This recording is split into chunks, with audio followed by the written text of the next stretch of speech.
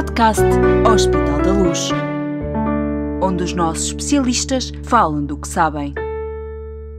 Segundo um estudo recentemente divulgado que envolveu cerca de 1.500 jovens portugueses com idades entre os 15 e os 20 anos, cerca de 25% admitiu ter adotado um comportamento violento pelo menos uma vez com o seu namorado ou namorada, enquanto cerca de 22,5% admitiu ter sido vítima de agressão no namoro. Estes números são tão assustadores quanto parecem? O Piata responde. É claro que hoje damos um salto. Hoje a conversa vai ser sobre o que é ser adolescente. Abordar o tema do amor e do desamor na adolescência e falar de violência no namoro exige-nos, naturalmente, ter em conta as especificidades da adolescência como fase do nosso crescimento, mas também a importância que tudo isso ganha no contexto social em que os nossos adolescentes vivem. Este não é um tema fácil, mas é com certeza um tema para levar a sério, para nunca silenciar, não é verdade, Patrícia? É verdade, Graça. Olá. Olá, Patrícia. Bom, Patrícia, deixa-me apresentá-la. É psicóloga no Hospital da Luz, Lisboa. Trabalha também no Hospital Beatriz Ângelo, na pedopsiquiatria. Tem trabalhado, sobretudo, como terapeuta familiar com famílias e adolescentes com comportamentos de risco. Obrigada por ter aceitado o nosso convite, Patrícia. Este é um assunto a que tem dedicado muito o seu trabalho, como já expliquei, por isso sei que vai ajudar-nos hoje a perceber melhor o que é que isto tudo significa. Olá, Afonso. Olá. Afonso, muito obrigada por ter aceitado o nosso convite. O Afonso Portugal é o nosso convidado muito especial deste podcast do Hospital da Luz. Tem 19 anos, acertei? Sim, bom, claro. Está aqui por isso mesmo, porque tem 19 anos, ou seja, porque é um jovem adulto, provavelmente ainda um pouco adolescente. E eu vou confessar que espero que o Afonso faça aqui à Patrícia as perguntas que os jovens da sua idade fazem quando vêm falar de violência no namoro. Obrigada mais uma vez, Afonso. Muito obrigado pelo convite, sim. Vou estar a perguntar sempre à Patrícia sobre os temas daqui. Exatamente. O que quiser perguntar e está à vontade para isso. Mas agora vamos deixar o Afonso ambientar-se aqui a isto e vou começar pela Patrícia. Eu falei na introdução desta nossa conversa sobre os resultados de um inquérito feito em Portugal. Conhece-o com certeza, naturalmente. A mim parecem-me assustadores, sobretudo de uma dimensão inesperada. São mesmo, Patrícia?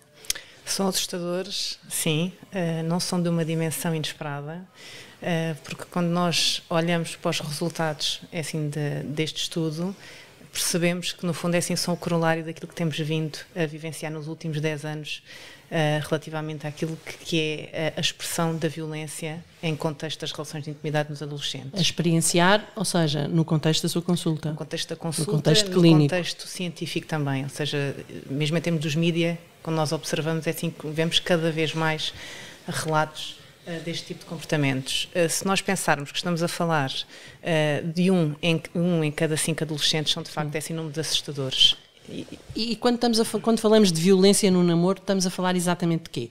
Porque violência, há muitas formas de violência, não é? E depois estamos a falar de, enfim, não são crianças, são adolescentes e não gostam de ser chamados como tal, como crianças, são adolescentes, são jovens adultos. Quando falamos desta violência no namoro, o que é que isto é exatamente?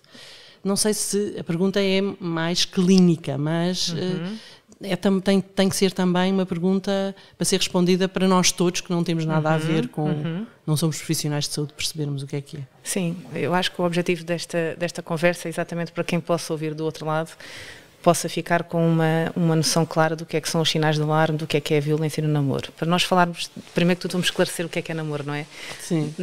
Independentemente de eu achar que o Afonso seguramente e todos os adolescentes e jovens adultos têm hoje em dia definições diferentes do que é estar e do que é estar a namorar, tradicionalmente o namoro implica uma relação de compromisso entre duas pessoas do mesmo sexo ou de sexos diferentes que querem partilhar e que têm desejos em partilhar e em estar juntos. Portanto, muitas vezes, aquilo que a Graça estava agora a perguntar, nós usamos muitas vezes com os adolescentes, têm contexto de terapia de grupo, para esclarecer exatamente o que é esta questão da violência no namoro, porque primeiro temos de definir o que é namoro, não é? Tem que haver primeiro uma noção clara do que é esta relação de liberdade e de compromisso. A violência. E de igualdade. E de igualdade, exatamente. De igualdade, de paridade. Mais do que igualdade e paridade é uma questão de autonomia individual, não é? Não é tanto uma competição e uma luta do eu tenho o mesmo poder nesta relação do que tu, porque se nós falarmos de poder, estamos a falar já de violência. Ok. Portanto, violência nas relações de intimidade e a violência no namoro é um bocadinho, são características um bocadinho diferentes da violência doméstica, que todos nós estamos mais alertados. Mas é sempre um conjunto de comportamentos e atitudes que são exercidas de um sobre o outro, ou os dois em simultâneo, e que implicam sempre relações de poder, relações de domínio, comportamentos que visam controlar o outro, psicológica, física, sexual e até relacional. Nós estamos num hospital, é ao ponto de ter que se chegar a um hospital? Muitas vezes sim. Ou seja, temos aqui dois contextos, não é? Temos o contexto da violência física e da violência sexual, que é em menor número, felizmente.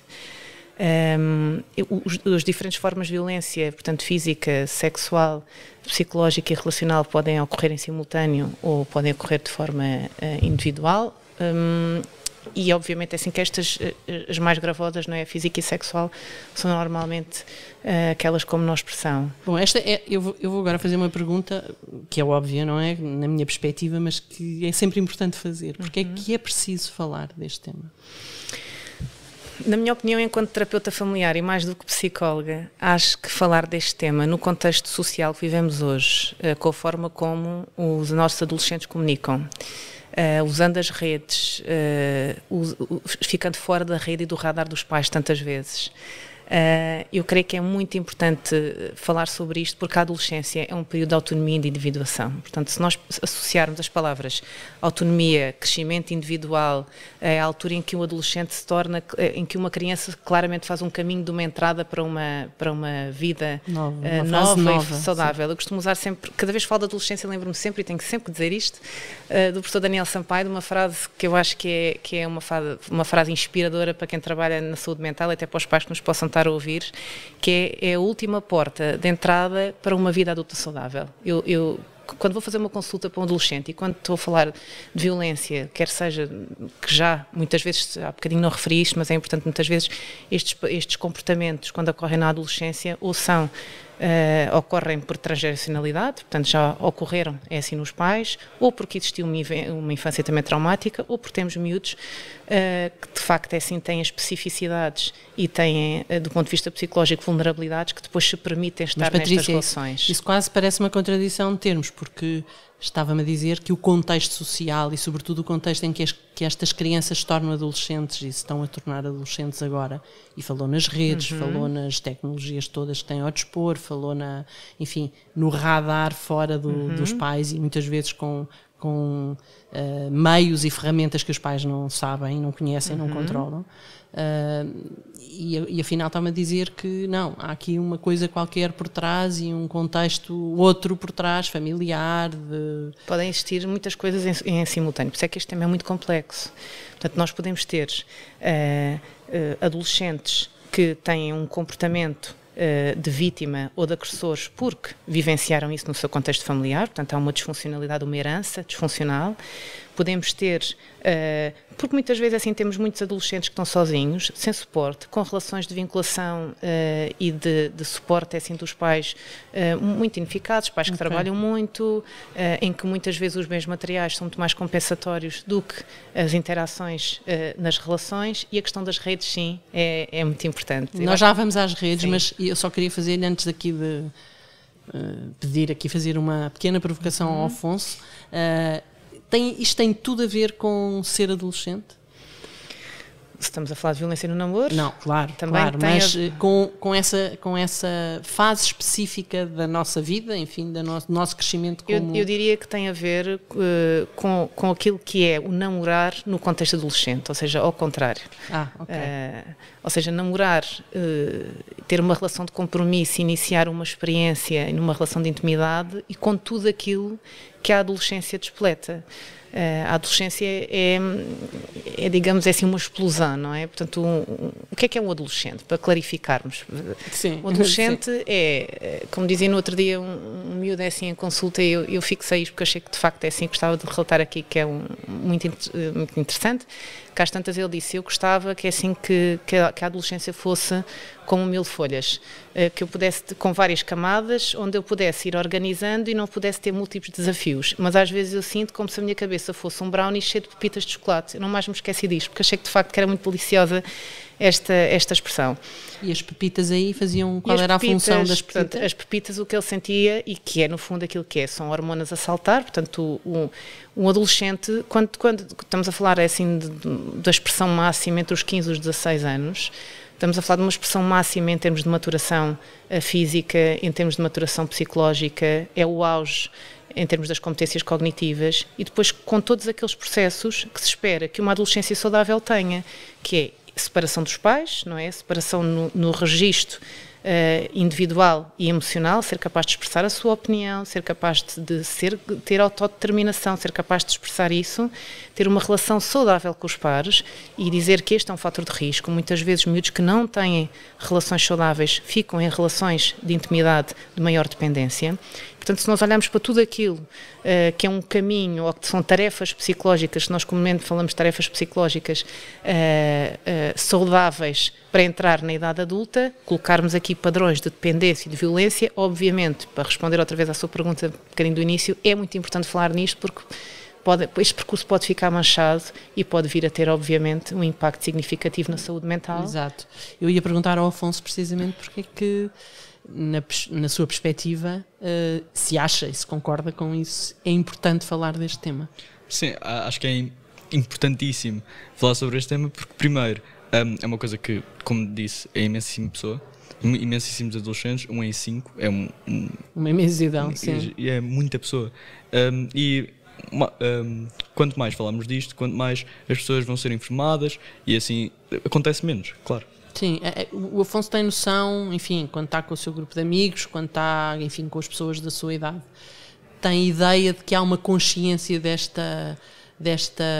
problema, e mais do que isso, tem ideia do que é que podem ser ferramentas de alerta, e se calhar queria que nos ajudasse aqui, a mim e a todas as pessoas que nos estão a ouvir, que nos ajudasse a fazer a pergunta à Patrícia, não é? Eu acho que é um tema muito difícil de abordar com a pessoa que, por exemplo, se um amigo meu, no meu grupo de amigos, tem uma namorada ou um namorado que abusa dela ou dele, eu acho que é muito difícil para um amigo, especialmente, abordar o assunto com eles, porque é uma coisa, primeiro, que não é do meu interesse, primeiro, porque não tem nada a ver com a relação, claro, mas muito mais porque nunca sabes o que é que está mesmo a acontecer, e estás a abordar esse tema com essa pessoa pode ser um bocado difícil. Intrusivo. Exato, intrusivo. Eu acho que isto que o Afonso acabou de dizer é de facto imperioso, e é uma crença, não é? Esta crença de que entre marido e mulher ninguém mete a colher, ou de que eles estão a ter uma relação e eu, como amigo, não posso ir lá e intrometer-me. Deixa-me só esclarecer uma coisa, Afonso, que acho que se calhar pode ser importante para quem nos está a ouvir.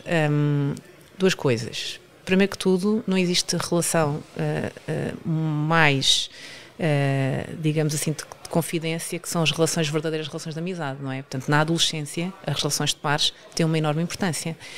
Portanto, se eu sei que, e observo que um amigo meu possa estar numa relação e usar a expressão abusiva, ou possa estar a ter uma relação que vá para além dos limites individuais enquanto pessoa de cada um, e isto é muito fácil de observar, ou seja, imagina, vocês estão todos, é assim num jantar, não é? E percebes que as pessoas estão sempre ao telemóvel, que partilham as passwords, que têm que perceber quem é que são os amigos e quem é que não são, e eu não sei quantos deu-te vista e eu não quero, e tu trouxeste uma mini saia e eu não quero porque aquele estava a olhar para ti, e agora estou a falar em relação ao género feminino, mas poderia ser o inverso. Este tipo de controlo, eu eu gosto sempre de falar das experiências para as pessoas perceberem que isto é a vida real, ou seja, nós temos de facto estes miúdos com quem trabalhamos todos os dias.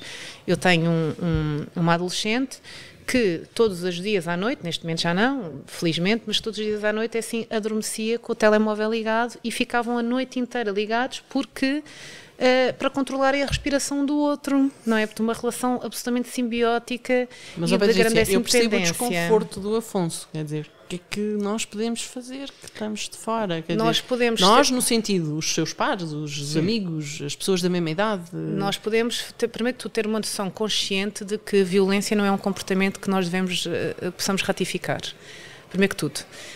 Depois, se estamos a observar um comportamento desses, devemos chegar e devemos dizer, olha, eu não quero ser intrusivo, exatamente como tu disseste, mas percebi que se calhar fiquei desconfortável de ter observado que estavas numa relação com A, B ou C com este comportamento. Pá, achas que podemos falar sobre isto? Achas que sou eu que é assim que estou a ver mal? Muitas vezes quando nós colocamos as coisas em nós, não colocamos a crítica no outro e portanto deixamos espaço para o outro se sentir, porque muito provavelmente às vezes as pessoas têm consciência destes comportamentos, outras vezes não têm. Muitas vezes estes comportamentos ocorrem de uma forma muito dissimulada na relação e são quase mesmo é quase como se fosse uma relação de intimidade para além da relação de intimidade, como se fosse um código, como se fosse uma coisa só entre os dois. Muitas vezes este comportamento só ganha uma expressão para os outros quando socialmente começam a existir limitações nas relações. Ou seja, quando... Portanto, os amigos quando reparam já é um pouco tarde, digamos. Não é um pouco tarde, mas é quando de facto existe já um conjunto de comportamentos e uma prática reiterada. Ou seja, uma coisa é um comportamento que nós vemos todos. Ou seja, eu agora chego aqui e empurro, não é? Empurro ou chamo-te um nome porque vens com as unhas pintadas e eu não gosto, ou trazes aquela roupa que eu sei que aquele fica a olhar e que não quer, ou seja, isto é um comportamento que é fácil, que é visível, não é?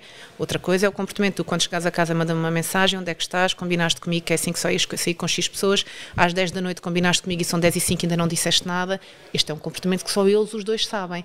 Claro que nós podemos observar, se vemos, não é? Que a pessoa começa a ficar ansiosa, que está a controlar, que diz que tem que ir para casa mais cedo, que diz que não posso sair porque não sei quantos não gosta. Muitas vezes as miúdas dizem isso, é assim, sobretudo mais as miúdas. Eu não posso, porque ele não gosta que eu vista isto, ele não gosta que eu fale com aquela pessoa, que ele não quer que eu tenha aquela pessoa no meu Insta, porque ele não quer que eu ponha esta fotografia desta forma no meu Insta.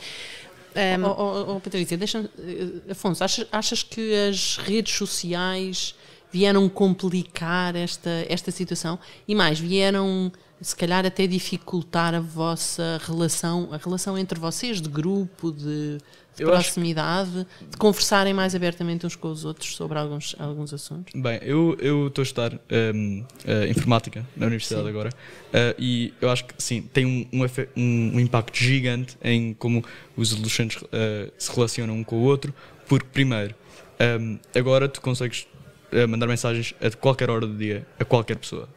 Por exemplo, se eu quisesse, até podia mandar uma mensagem à Beyoncé, certo? Que está na Califórnia. Estamos na fase de delírio, mas podemos continuar. Não. Mas é verdade, é verdade. E isto aqui é uma tool, uma ferramenta. Com um poder enorme. Porque, primeiro, dá a opção de controle, certo? De outra pessoa, para saber onde é que ela está, o que é que ele está a fazer, um controle gigante. Não só isso, mas também dá a oportunidade para combinar mais planos, estar com pessoas, falar com pessoas. Mas a minha pergunta era um bocadinho diferente. Claro que dá isso tudo, mas na verdade, havendo ali alguma coisa no meio, que é um telemóvel, que nos permite estar esta aparência de comunicação, também no fundo afasta os amigos uns dos outros, ou não? É isso que eu estava a perguntar. Eu acho que não, porque dá para organizar mais planos com essas pessoas. É isso, é que esta ferramenta dá para quase tudo, dá para se não conseguirem encontrar planos ou estarem um com o outro, porque agora hoje em dia as pessoas há uma proximidade de qualquer maneira, não é física, mas há uma proximidade. Mas também preferem estar um com o outro em pessoa e isso tudo, mas também dá para estar separado e ainda estar a falar com a pessoa. Certo, e não sentes que depois no fundo não haver essa proximidade física e estarmos mais distantes, apesar de termos esta aparência de proximidade pela ferramenta que temos nas mãos, não sentes que nos afasta um pouco para estarmos atentos, por exemplo, a estes problemas, estarmos atentos aos problemas dos nossos amigos? E isto aqui sim, pode esconder imensíssimo o que é que está a acontecer numa relação pela esta ferramenta, porque, por exemplo, tu consegues postar no Instagram que a tua relação está perfeita, certo? Dar uma ilusão a toda a gente, certo? E ninguém sabe. Exato. Quer dizer, também pode ser identificado por outros Mas sim, mas é uma falsa. Uma falsa aparência de. Sim, eu vou ter que contrapor aqui Sim, e então parecer vamos lá, super contrapor. old fashion, mas tem que ser. Eu acho que este gap geracional é muito aquilo que nós vemos em contexto clínico, em trabalho. E que tentamos combater. Eu tenho uma colega que é assim que usa umas metáforas espetaculares e no fundo é assim, as torradeiras são todas espetaculares desde que não queimem as torradas, não é? Como os telemóveis e como qualquer aplicação. E eles reagem muito bem quando nós usamos estas metáforas e quando percebem que estamos a usar isto para contrapor. Vamos lá ver, é assim, é claro que as ferramentas são boas, é claro que é bom termos Instagram, temos Facebook, temos telemóvel, temos todo um conjunto de ferramentas e podemos mandar smiles, mas a verdade é que para haver uma relação, para haver uma extensão do desejo, para existir fantasia, para existir relações de intimidade, é muito importante existir desejo e fantasia. E isso quase que se esgota na rapidez e na impulsividade com que nós mandamos mensagens, não é? Se nós pensarmos numa retrospectiva da idade, assim, desde há 10 anos atrás, quando não existiam estas coisas, portanto, e não tenho que ir ao escrever cartas, não é? Já vou... Só há 10 anos. Só há 10 anos, sim. Não é? O delay, eu acho que isto é importante, ou seja, o tempo entre eu achar graça a alguém, ficar na minha cabeça que aquela pessoa tem graça, ficar a idealizar, a fantasiar sobre o que é que eu posso fazer com aquela pessoa, ficar a pensar como é que eu chego àquela pessoa, isso coloca-me a mim um período assim de fantasia que é absolutamente importante em relação, e não falámos aqui de uma coisa importante e que podemos depois se a graça achar que até continuar, que é a questão do corpo, da adolescência, dos limites e toda esta questão até das relações sexuais, não é? Quando é que se passa de uma relação de intimidade especial para uma promiscuidade sexual, isto hoje em dia também existe muito, e está tudo muito relacionado com isto, ou seja, é um ímpeto muito grande, portanto nós não fantasiamos, não é? Hoje em dia aquilo que acontece é, achamos graça a alguém, vamos ao Insta, pedimos assim amizade, já estamos a ver, não, está tudo a nu, ou seja, está tudo a nu, portanto não fantasiamos como é que aquela pessoa é, o que é que aquela pessoa gosta, porque quando abrimos o perfil está lá tudo. E portanto, isto é tudo tão rápido e é tudo tão pouco mastigado, não é? Que depois este salto para a individuação do que é que sou eu, do que é o outro e do que é que nós co-construímos, porque como terapeuta familiar a Esther Perel diz uma frase que eu acho que é uma grande terapeuta de casal, diz: numa relação existem sempre 3, sou eu, tu e a relação. Sim, e de facto é assim onde é que fica a relação quando nós temos adolescentes que tão rapidamente... Agora são 3. Exato, somos 3. Tu e o telemóvel. Exatamente. Eu, tu e o telemóvel, somos 4. Somos 4, e a relação então. e o telemóvel. E portanto aquilo que acontece é que eu acho que estas questões são... E para os pais que nos estiverem a ouvir sobretudo, porque penso que os adolescentes... E temos muitos que conseguem refletir sobre isto. Acho que o Afonso é um bom caso disso. Eu acho que é muito importante nós percebermos que em qualquer relação, utilizando qualquer mediador, desde uma torradeira ou um telemóvel, nós temos que saber quem é que nós somos e quais é que são os nossos limites. Porque isto significa que não só é assim tivemos uma adolescência saudável, não só somos adultos saudáveis, como fazemos uma coisa muito importante que é fazermos escolhas. E a violência nunca é uma escolha. Eu permitir que o outro me controle, que tenha uma relação de poder sobre mim, sobre um sítio onde eu me vou encontrar, aquilo que eu vou vestir, aquilo que eu quero usar, não é uma isso escolha. Nunca é uma escolha. E era isso que eu gostaria de deixar sim, claro. Eu queria só, já estamos quase no nosso tempo, isto é conversa, o tempo passa a correr nestas coisas. Não acabou, Patrícia, esteja descansada, que ainda lhe vou fazer mais 2 ou 3 perguntas. O que eu queria perceber, e talvez até com a ajuda do Afonso, se ele acha que esta pergunta faz sentido, é os sinais de alerta. Já falámos aqui de várias coisas, desses exemplos todos, mas diria, como para os amigos, para o grupo de amigos e na adolescência a integração nos grupos dos amigos, etc. A que é que eles devem estar atentos? E o que é que, pronto, já sugeriu aqui conversar, abordar, olha que eu iria sentir mal, etc. Mas técnicas de abordar o tema e também sinais de alerta para pais, educadores, etc. Afonso, faz sentido a pergunta? Faz muitíssimo sentido e até queria comentar nisso. Eu também queria perguntar à Patrícia, nos sinais de alerta muitas vezes podem ser confundidos com bullying até, numa relação. Como é que eu estava a dizer? In English, speak in English. Podes falar em inglês, exatamente. O Afonso viveu em Londres, é isso? Vive. Sim. Ou Vive em Londres. E portanto... So, it's almost like it's bullying, right? At one point. Que numa relação, certo? Quando se está com a pessoa ou com os dois membros da relação, muitas vezes numa relação abusiva ou com violência, é quase como bullying, exato. Que uma pessoa está constantemente a picar a outra ou a tentar excluí-la quase, ou excluí-la. E queria ouvir a opinião da Patrícia também sobre isso.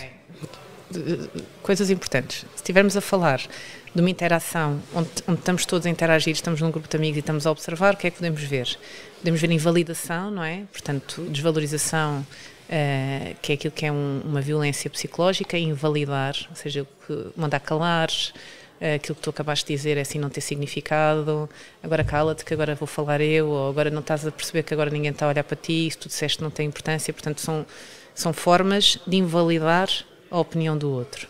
Física já falámos, não é? Que são as mais expressivas e mais fáceis de identificar.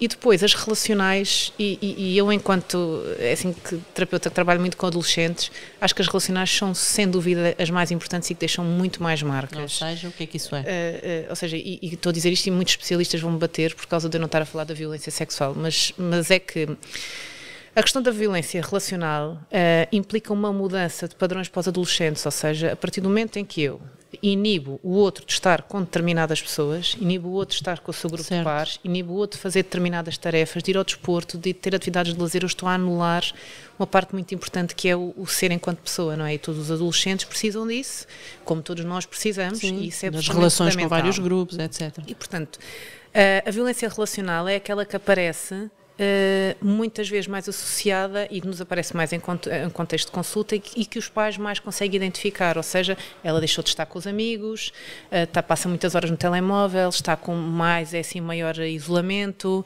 já não quer sair com aqueles amigos, só quer estar com o namorado, só vivem os dois um para o outro, estão sempre os dois juntos, já lhes dissemos que isto não é correto, portanto, isto que cria padrões, e nós não nos podemos esquecer de uma coisa que é, a nossa vida é feita de comportamentos, não é? Se nós tivermos sequências de comportamentos que são saudáveis, nós vamos ter manifestações emocionais de saúde. Se nós tivermos sequências de comportamentos que não são saudáveis, nós vamos ter manifestações de não saúde.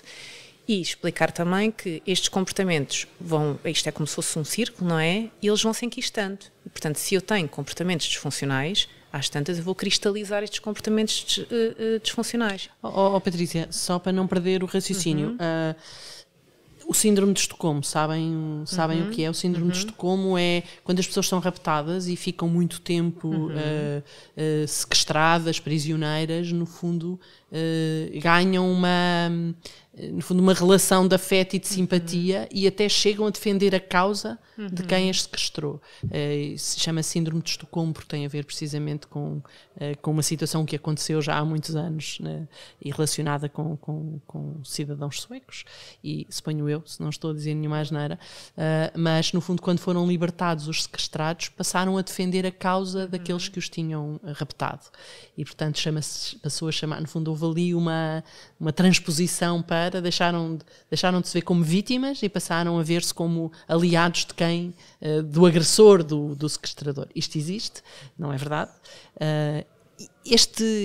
Também se encontram síndromes de Estocolmo na violência no namoro. Sim, é também um sinal de não se encontram síndromes de Estocolmo com esta expressão porque não se vive numa bolha, não é? Apesar de tudo, vão à escola, têm família, vivem numa sociedade. Mas existem, claro, assim, estas defesas e estas relações absolutamente...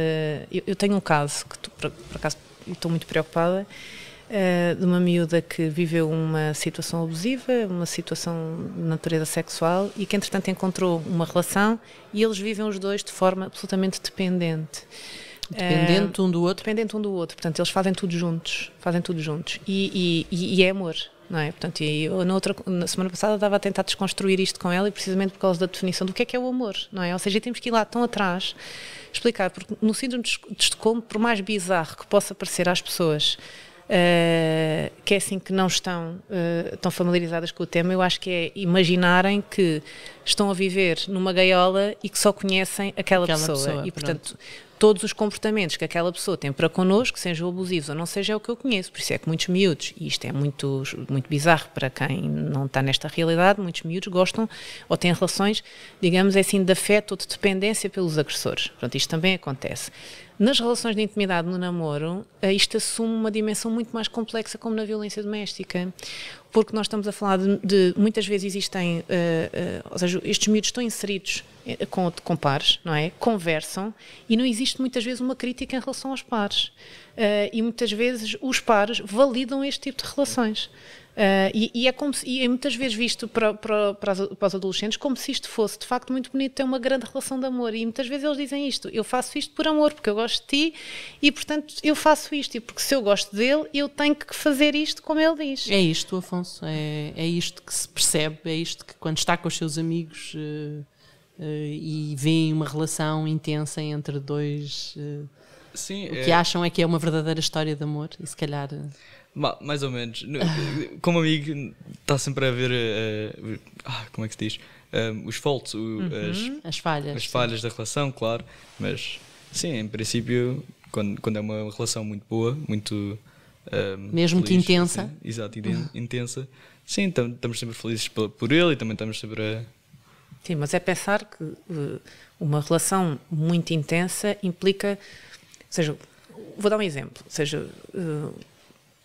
Todos nós temos compromissos, não é? E os miúdos têm compromissos e atividades. Se tu tiveres colegas que te dizem assim: eu não posso ir a esse jantar porque hoje é dia de estar com o meu namorado, até pode ser o dia, mas se isso for uma imposição e for uma coisa absolutamente difícil de mudar, então significa que isto é um padrão disfuncional. Ou seja, estar preso ou atracado nunca é uma relação de desejo, de partida e de compromisso. Nunca é namorar. Claro, não é? É viver aprisionado. É só que nessas coisas, por exemplo, quando um amigo diz que não pode tem restrições, assim a dizer, é um bocado tipo, como adolescente, pelo menos, nós não vemos isso como uma coisa negativa, assim a dizer, porque também há imensíssimas coisas na internet e coisas que não querem que, por exemplo, como é que eu digo isto? Dizendo. Eu tenho uma namorada. Essa namorada, eu não gosto que ela tipo, exponha o seu corpo online, certo? É um bocado como isso. Consegue-se perceber como amigo, certo? De onde é que eles estão a vir, ou o raciocínio disso. Mas sim, é um bocado disfuncional, vendo isso de uma perspectiva já mais coisa, mas também não se quer abordar com a pessoa, porque não é uma... Pois, é difícil, se calhar, quando se está no grupo de amigos, fazer esta abordagem vista de fora, como estava o Afonso estava a fazer o gesto assim de abrir os braços, alargar no fundo o ângulo de visão, e por isso é difícil, mesmo percebendo sinais de alerta, perceber quando intervir e como intervir. Quando é que a gente deve pedir ajuda e a quem é que deve pedir ajuda? Como pais, devemos pedir ajuda e devemos falar com os nossos filhos e adolescentes sempre que percebemos que existe um isolamento, que existe pouca interação com os pares, que existe uma relação de namoro que se esgota e que há uma intensidade emocional muito grande e que no fundo aquele é o último reduto, não é? Não se faz nada sem aquela pessoa. E os limites, ou seja, é muito importante. Depois também podíamos falar sobre uma coisa que é que eu creio que muitas vezes, assim, muitos pais também existe muita liberdade e portanto depois existe muito pouco espaço para compreender de facto o que é que acontece com os adolescentes, mas estes são os sinais. No grupo de pares é perceber-se exatamente que se existe uma inibição destes miúdos para estarem em conjunto, se existe um humor triste, se existe isolamento, se existe sinais físicos, então é porque estamos perante uma relação que é uma relação claramente de submissão, uma relação de poder, uma relação que não é nada boa para a saúde mental de ninguém. Claro, portanto, primeiro passo, falar sempre com quem está envolvido com nessa... quem está a observar, falar com quem está envolvido, ter o cuidado de dizer a mim pareceu-me isto, é sempre uma abordagem, assim, a mim pareceu-me isto, posso estar errado, podias ajudar-me assim a perceber um bocadinho melhor, é que eu fiquei preocupada, ou seja, não colocar, não dizer, não criticar, não dizer, Porque quando eu estou a olhar para a relação do outro, eu estou a fazer uma assunção sobre aquilo que me parece correto ou incorreto, não é? E insistir muito nessa conversa? Insistir na conversa para o ouvir e não na conversa para criticar ou para impor padrões, porque senão já não sabemos.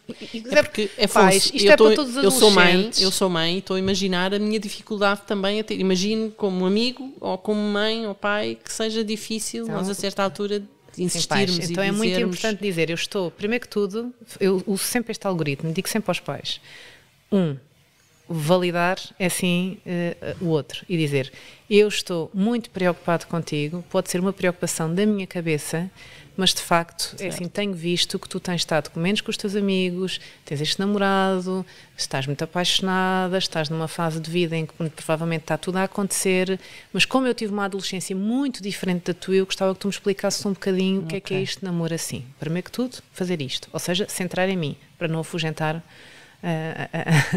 com os adolescentes que me tiveram a ouvir, estou já a perceber o truque. Depois a seguir, fazer uma coisa que é ouvir, tudo muito bem, perceber e depois começar assim a desconstruir isto, não é? Se perceber que isto está muito enquistado, aí procurar a ajuda de um psicólogo, obviamente, ou de um pedopsiquiatra, se estivermos a falar já de sintomatologia e de psicopatologia, mas primeiro que tudo tentar não dizer não gosto, evitar este tipo, não gosto da forma como tu te relacionas, acho que este namorado não te faz bem, eu acho que esta namorada não te faz bem, acho que vocês não têm vida, vivem só um para o outro, porque isso é exatamente a mesma coisa que nos comportamentos de oposição, não é dizer, não mexas ali que eu não gosto, é exatamente ao contrário, dizer, eu estou com alguma dificuldade em perceber o que é isto de namorar nesta idade, porque na minha idade era tudo diferente, portanto ajuda-me a perceber para que eu possa ficar menos preocupada. A Patrícia falou e vamos acabar por aqui, Afonso. Não sei se tens mais perguntas, mas vamos mesmo ter que acabar por aqui. Eu só quero fazer mais uma pergunta. A Patrícia falou sempre como se a vítima fosse no feminino. Isto é mais comum que o agressor seja rapaz e a vítima seja rapariga? Na violência doméstica, sim. Nas relações de intimidade do namoro, não. Aquilo que os resultados nos dizem é que de facto que existe um registro assim, de paridade. As formas de violência são diferentes, mas que existe um registro de paridade na expressão raparigas e rapazes. Eu falei quase sempre no feminino porque não consegui dissociar-me do que eu tenho na consulta. E claramente a minha experiência neste momento é sobretudo de ter mais jovens do sexo feminino vítimas de violência, sobretudo violência psicológica. Tenho 1 ou 2 casos de vítimas de violência sexual, mas sobretudo psicológica e muito, muito, muito relacional. E por isso não consigo também deixar de falar daquilo que falarmos muito deste tema dá mais consciência a quem é vítima ou a quem é agressor para procurar ajuda, ou seja, a sua consulta tem mais pessoas, mais jovens, mais adolescentes, porque hoje se fala mais disso também? Eu creio que sim, eu creio que os pais estão mais preocupados. E eu estou a falar de pais que vêm às nossas consultas, estamos no Hospital da Luz, não é? Pais que nos procuram, pais que estão preocupados com os seus filhos. A pandemia, e quero deixar esta nota, atenção, a pandemia fez aumentar imenso este tipo de relações de dependência, porque online ainda se estreitam mais as relações com quem eu posso falar, ou seja, muitas vezes é um erro quando nós dizemos que online temos acesso a mais pessoas, porque depois tudo isto é um padrão de interação e de conversação. Naturalmente. Isso vamos ter que deixar para outro podcast mesmo. Vamos deixar para outro podcast, mas pronto.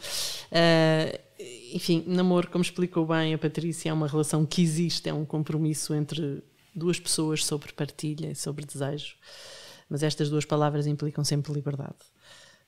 A violência não faz parte desse compromisso. Obrigada, Patrícia. Obrigada, Afonso, do fundo do coração, pelas perguntas e pelas respostas e pela partilha da experiência, do conhecimento e dos conselhos tão úteis. Muito obrigada mesmo. E o podcast Hospital da Luz, hoje este episódio fecha por aqui, mas está em todas as plataformas áudio e no YouTube também. Siga-nos, subscreva os nossos programas e acompanhe o que têm a dizer os nossos melhores especialistas do Hospital da Luz. Até breve.